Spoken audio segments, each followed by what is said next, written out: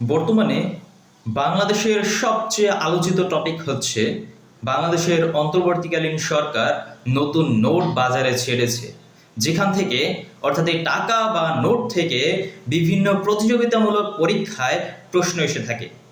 যেমন 10 টাকা bank note নাকি সরকারি নোট। বাংলাদেশের নোট কয় ধরনের? বাংলাদেশের নোট হচ্ছে দুই ধরনের, একটি হচ্ছে ব্যাংক নোট, একটি হচ্ছে সরকারি নোট। ব্যাংক নোটের মালিক হচ্ছে বাংলাদেশ ব্যাংক, যেখানে স্বাক্ষর থাকে বা বাংলাদেশ ব্যাংকের গভর্নরের। বাংলাদেশ ব্যাংকের বর্তমান গভর্নর আহসানিস মনসুর। এবং সরকারি নোট, যেটির মালিক হচ্ছে অর্থ মন্ত্রণালয়, যেখানে স্বাক্ষর থাকে অর্থ সচিবের। বর্তমানে বাংলাদেশের অর্থ সচিব নাজমা মুবারেক।